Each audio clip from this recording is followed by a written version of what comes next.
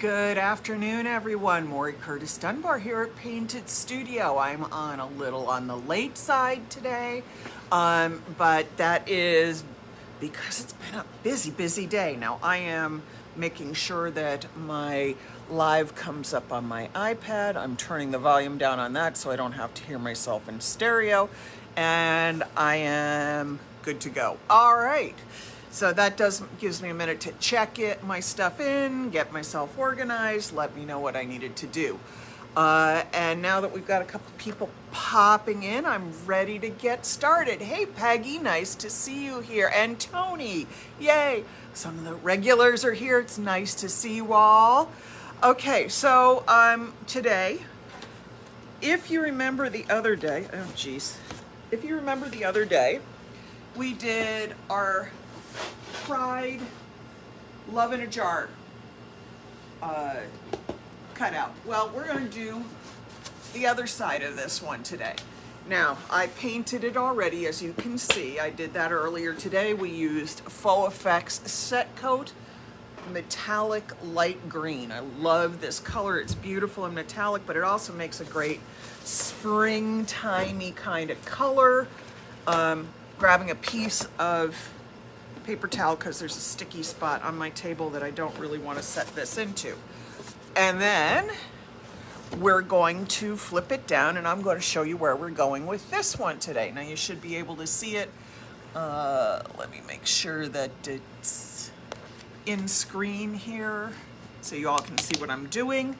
All right, so, this is a pretty big cutout, so it would be easy for me to have it go out of screen, and I want to try to get it as centered as possible for you all. So normally you've seen me do lots of foils, double colors and foils, painting and stenciling. We're going to do what is called double loading a stencil today. Now I'm putting this on, forgive me for a second, I gotta turn this towards me and flip it up just so I can center where I want to put this. I could center this in the middle of my design, or in the middle of my cutout, or I could just make my life easier and start at the top. Of course, I'm never known for making my life easier, so I'm gonna just sort of center it right about here. Make sure I'm a little on the straight side. Let's see if I want to keep this as straight as possible because then I won't have a crooked pattern showing up in my final product. I'm a little off there. There we go. I could be really careful with this and measure it like crazy, because that would probably be the smartest thing to do, but I'm never known for not just diving in and going at it like crazy. When I'm on a job, when I'm doing something for a client, yeah, I do measure everything. I make sure it's down. When I'm playing in my studio, I kind of just do whatever I feel like doing. Now you can see here, I have two colors. Yes, Tony knows that I just tend to dive right in. All right, so this is one of our stencils. I think this is called, this is Maya's Rose.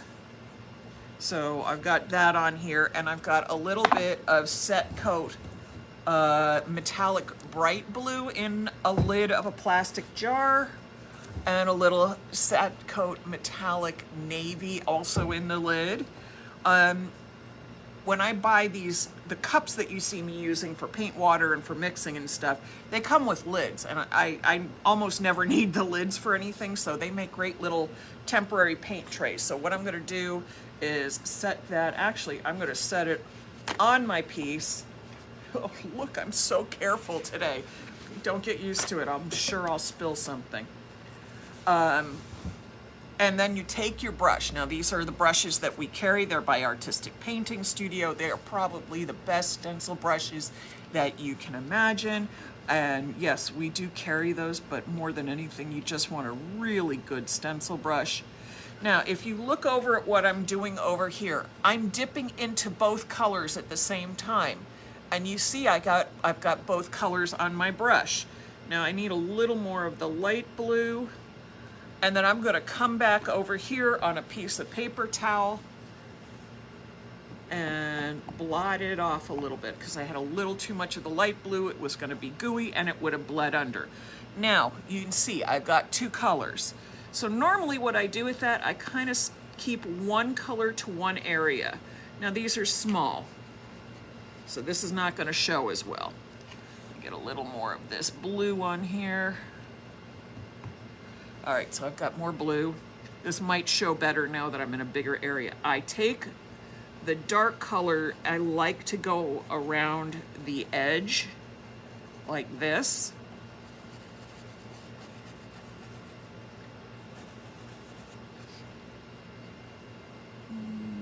Let's do a little more light blue because light blue wants to run out. Now, this is definitely easier to see when you have a bigger area that you're working with, bigger openings. Okay, I want a little more of that blue on there and just a hint of the dark blue because the dark blue will take over if I'm not careful. All right, so let's go back in here. And we're gonna have a little bit of modeling that light and dark blue so that you get this kind of cool double color intensity happening. And just keep dipping into both colors. Not heavily, because otherwise you're gonna end up with a mess.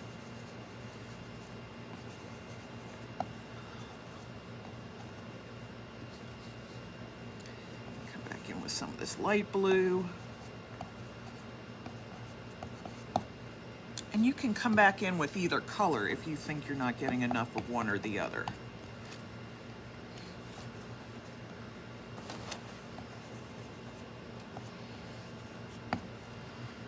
Okay, let's catch my brush and double load it again.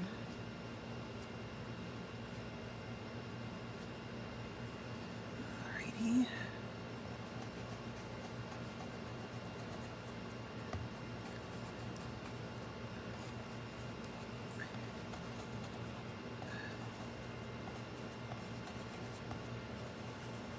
Now I have done tons of this. I often do it with flowers so that I could get white in the center and red around the edge and it's all one pass.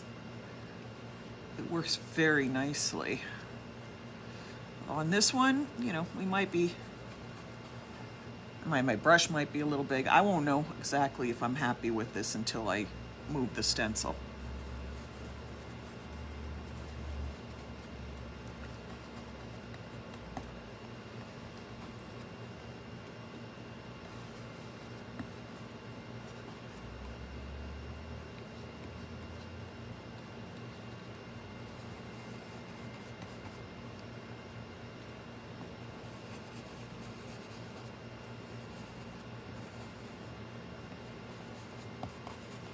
So you can see there's a couple ways. You might have noticed I did it a little differently right here, where I took a lot of blue, brushed it in.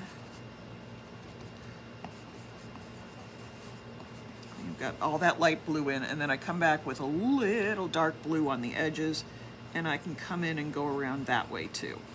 So there's lots of ways you can double load your colors in. I love doing this because I like the mottled look that it gives and that sort of fabric-y unevenness. All right, let's get me loading up again. Donna and Michelle and Gail, thanks for popping in. Nice to see you here.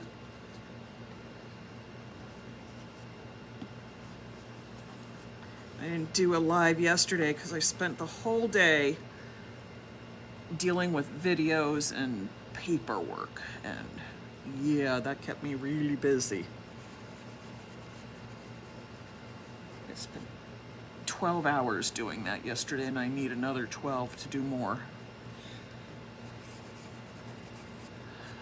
So good news for everybody is our movers are finally, I say that with a hint of trepidation, but our movers are supposed to be finally showing up tomorrow, and I would love it if they did, since this would be the fifth moving date.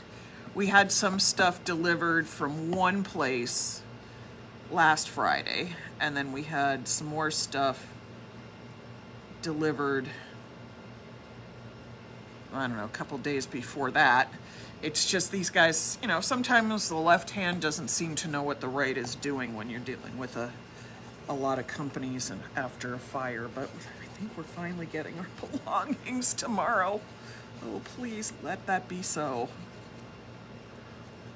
Okay, I'm just checking to make sure I didn't miss anything. Okay, and I did use spray adhesive on here. I just used regular 3M77. Of course, I can't get my fingernails under this, so I just lift it that way. And I let it dry for a few minutes. Now this came out really nicely, yay. So look how nice that is. It's a little mottled, a little uneven. And you know, tomorrow when we go live, and if you notice, this is already dry, because you're putting your paint on so thinly that it will be nearly dry very, very fast. All right, so now I've got to find these shapes and put them over here. Okay, give me just a second to look at this one and figure out where it all goes, because it should be coming in somewhere around here. Where are those little flippy uppy curls?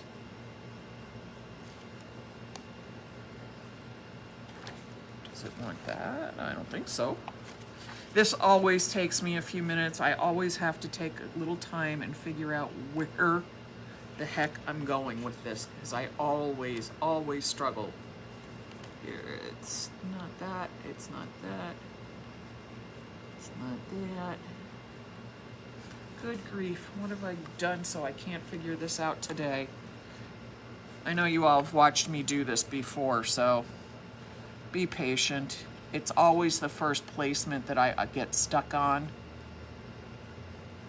It just takes me a few minutes. That's not right.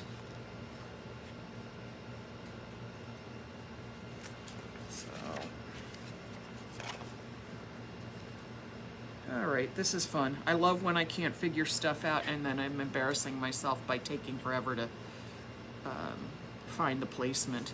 And the fact is that sometimes these things work on a slightly staggered angle, sometimes they work on a straight across, and that's why it always seems to take me a few minutes to figure these things out, because I just have to figure out where the repeat is going to sit, and that's not always easy.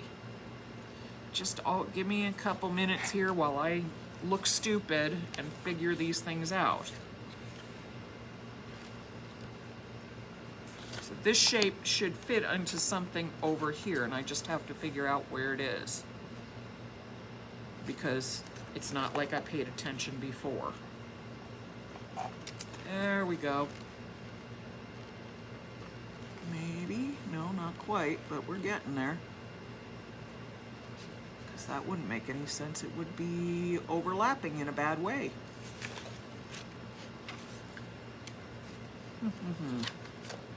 Oh, this is going to make me crazy, and I'm just going to keep talking to you until I figure it out. And I don't know why this is so hard for me. It's almost like it wants me to go that way, only I know that's not right.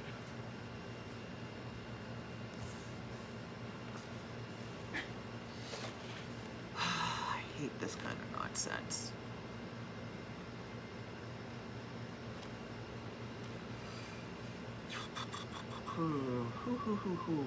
I know it's here somewhere.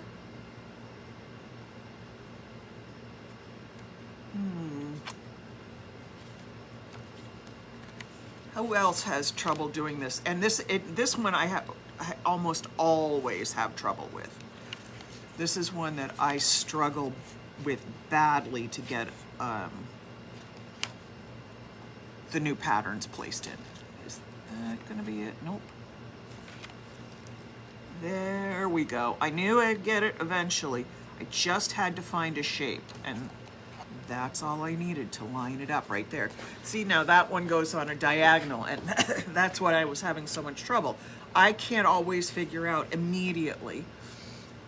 And now if, you know, and I've been stenciling like this for, oh God, so long, but it can take me a little time to find stuff. So if it takes you the same kind of time, don't feel bad. You're not alone, obviously. Oh, Tony, you're so sweet.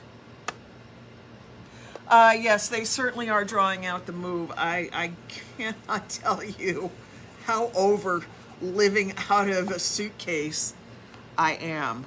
You know, I keep finding stuff. We got a whole lot of our clothes delivered, but you can't unbox all that stuff too much until you get a dresser to put things away in. I got a little piece of hair stuck in here. I want to get it out so it doesn't ruin the design.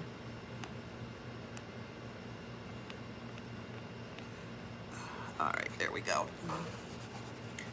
So seriously, though, if I who have been stenciling for literally 3 decades, struggles with getting the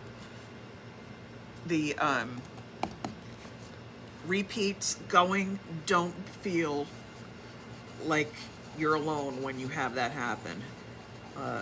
I struggle with it every time. This one always has been a challenge, but it's really a gorgeous pattern. I probably don't use it as much because I hate trying to figure out the repeat on it. But here we go. So again, double loading the stencil brush, coming through the paint, making sure I don't have too much on my brush.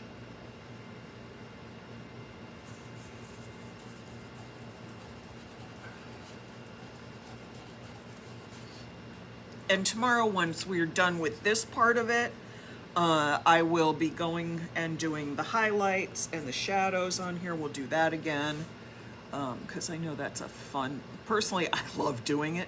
It's a happy thing for me to do, so if I'm having some fun, I'll share it with y'all.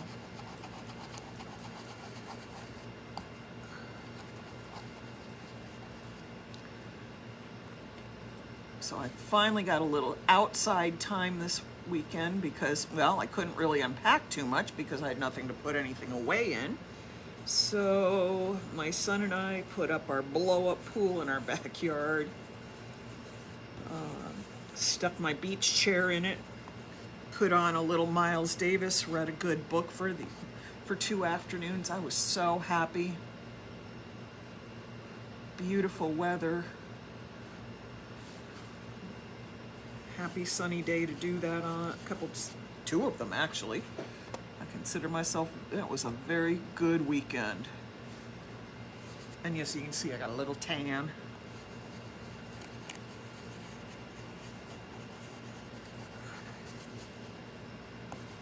All right, this is getting to the point of then I need to move it again.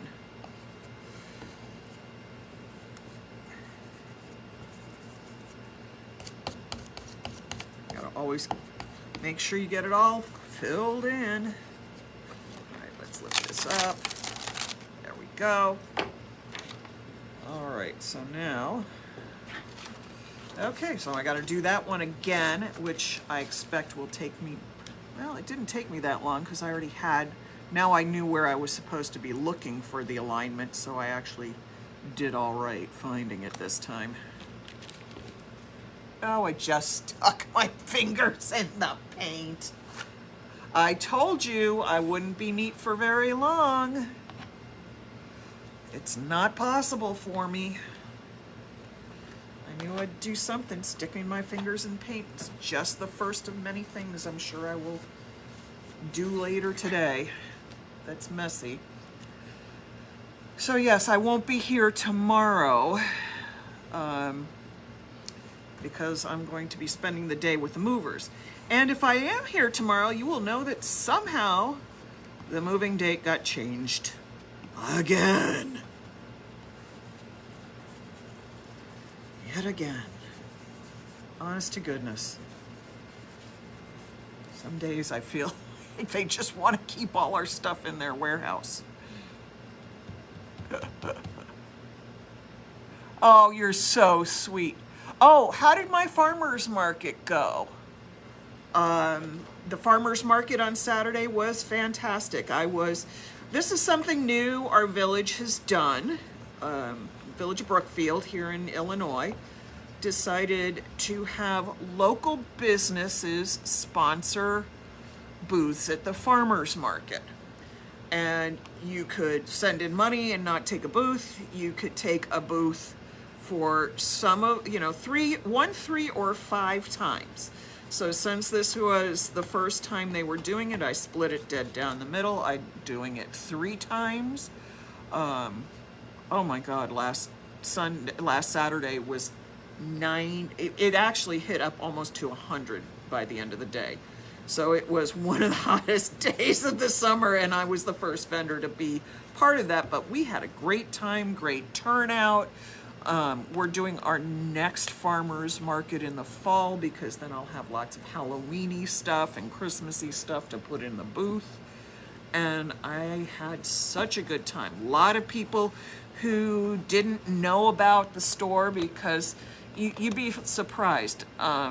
Some small towns, the way they're spread out like ours is, you could shop in one area of the town and not know that there was anything else in another area. So we had a lot of people who had never heard of us coming by locally, so there's all kinds of good things that came out of it. So I will tell you, if you're a vendor who has a local farmer's market and they offer this option, it's a great way to introduce yourself to people. It's a great way to bring your business out in front of people. I gotta tell you, it was a wonderful experience. I have no complaints about it at all. The only complaint I could have was that I was hot. And, shocker, it was hot. It was June. So, yeah, no complaints at all. So you can see now that I have this going the way I needed to, I can line up my registration marks without too much trouble at all. And because this dries as I paint it, moving it around, I don't have to wait for areas to dry because they're already drying as I paint.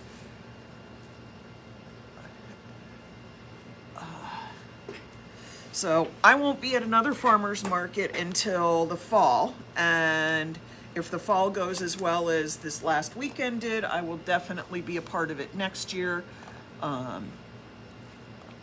because I'm supporting local activities and they're supporting me, and I'm all for that. So I like that kind of stuff. I don't do a lot of other booths. I don't do crafts fairs and because I have to be here to run the studio.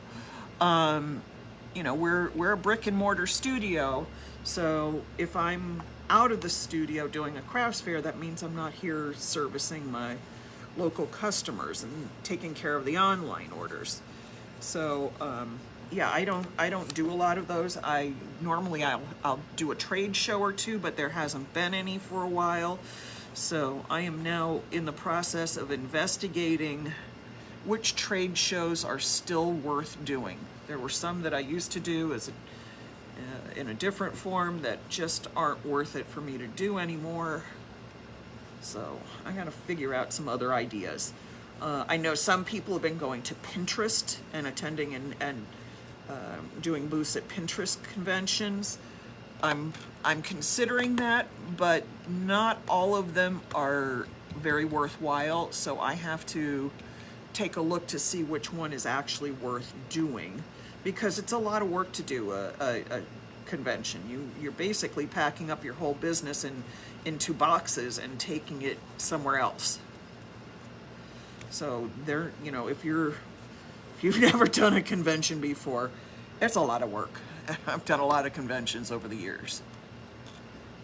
But they're fun too, because you get to be with your people. I mean, these are people who are just dying to see what you do, and they talk your language, and they don't think you're weird because you want to spend, all your time looking at nothing but blue paints because they're cool.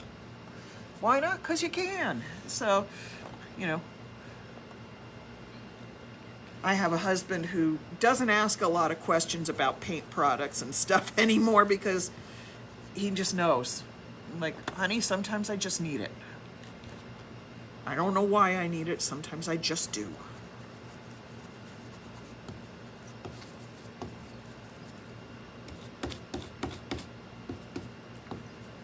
So I love that. I haven't, God, it's been a couple years since I've done a trade show.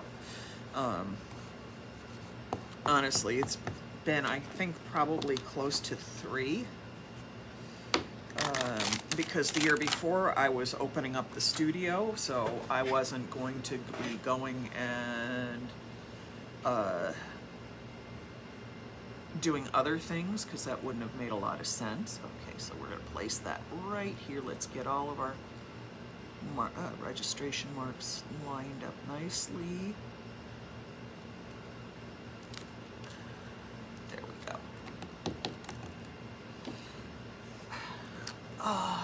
Hello, Desiree. Nice to see you. So, do any of you? Let's talk about how you, if you are selling, how you sell, where you sell. Do you have booths? Do you have brick and mortar stores?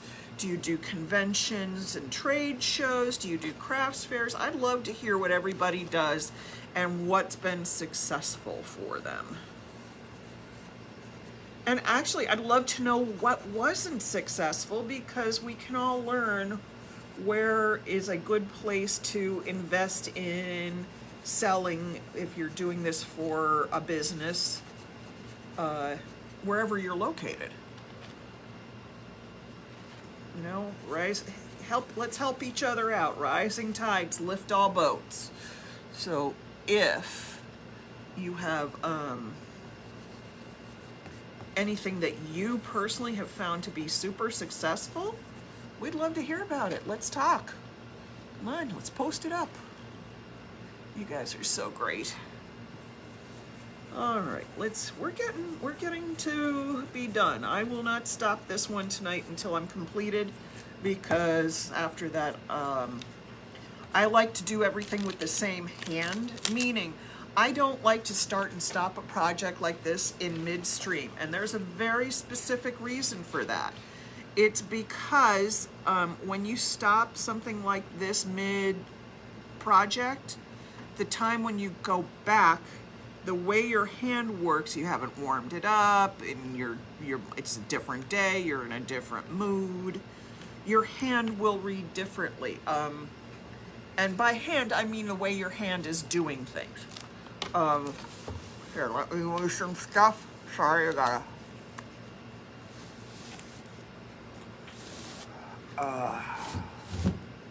Okay. By hand, I mean it's the hand that you're working with.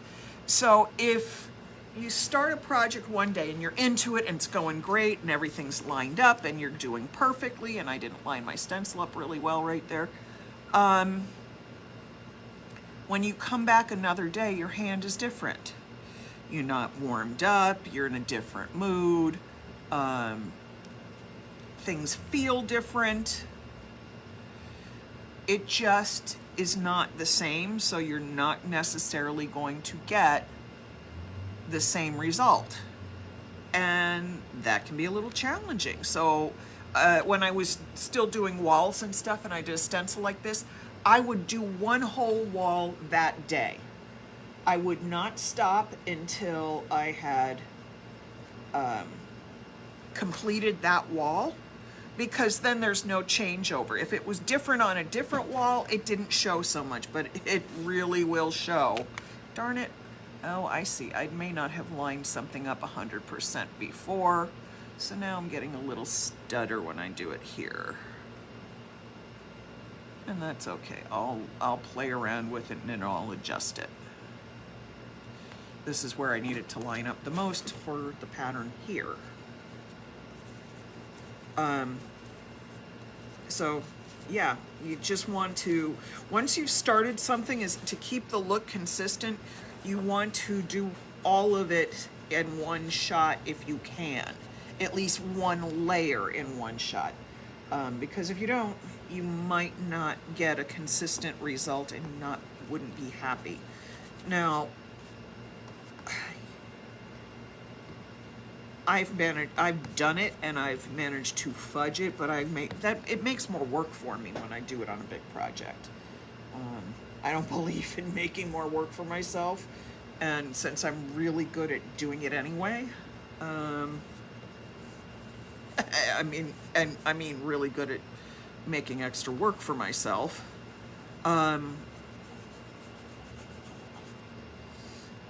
I try to not do that as much as possible. I try to,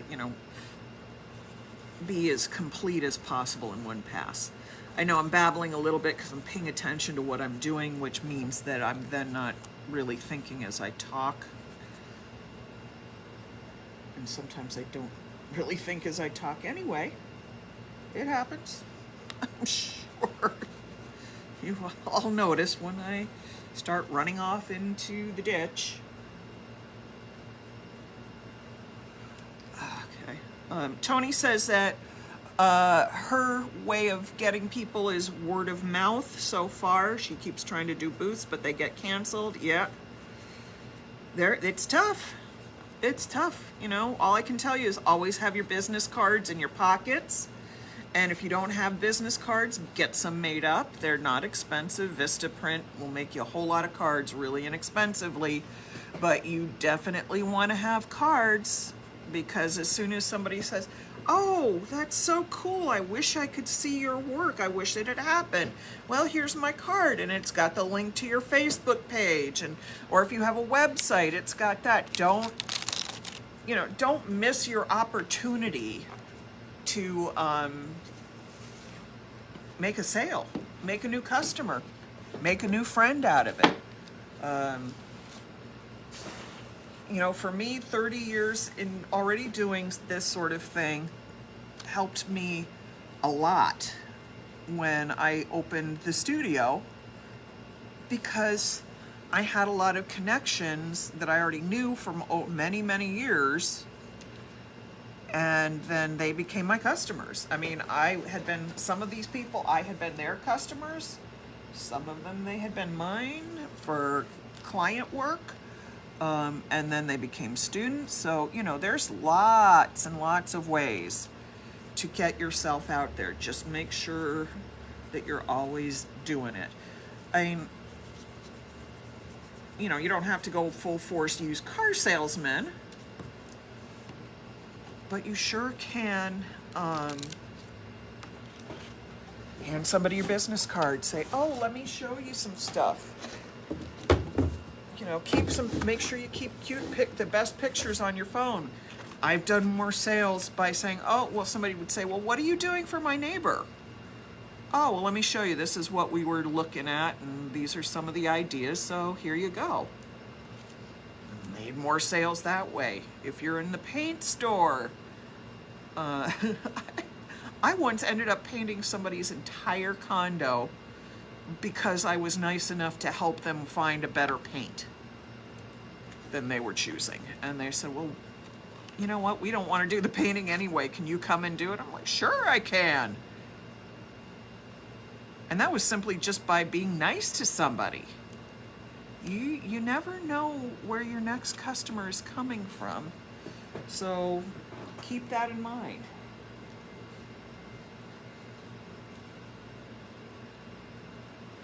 Of course, some of my favorite stories are the ones of my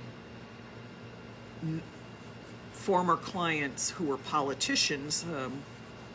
I'm sure you know Chicago has an interesting reputation for politics. Doesn't matter which side of the party or which party you're in or anything, it's still kind of squirrely around here in Chicago. And every politician I worked for, 6 months to a year and a half later, they were in jail. It was like, if you want to run for office, don't have me come and paint for you.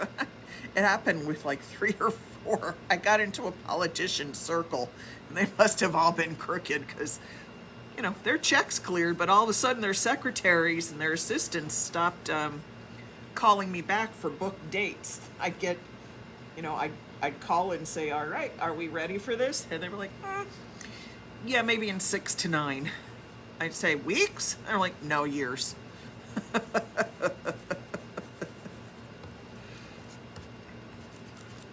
I've had some very unique experiences with clients, to say the least.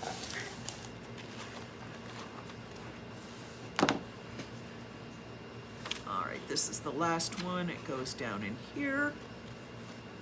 So let's get that lined up right there. And I just have a little bit to do here in these corners, but this is the last major spot.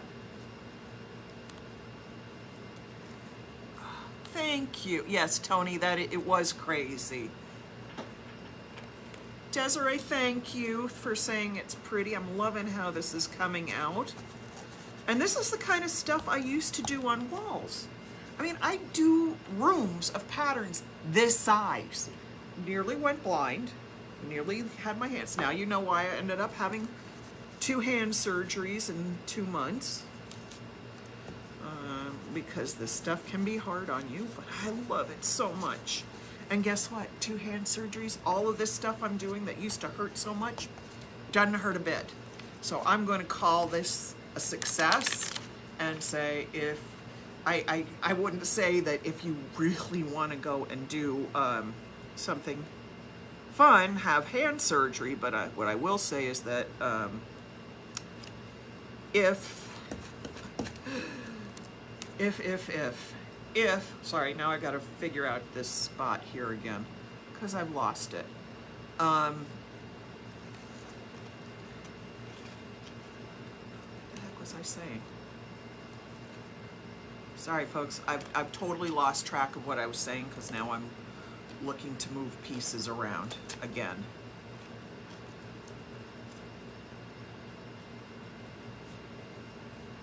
Let's do this here. I know that'll fit.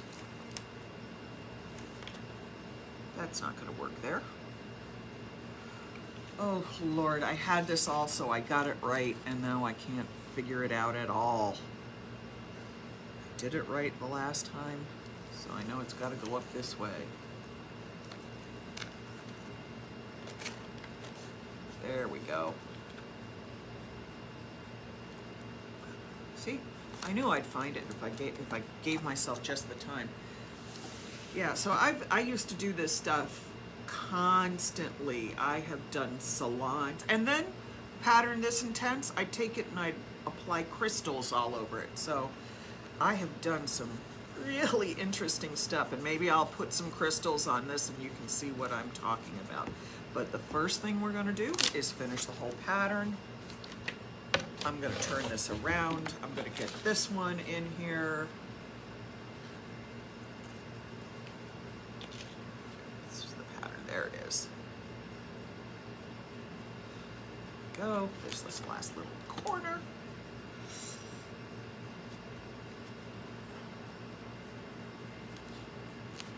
Okay.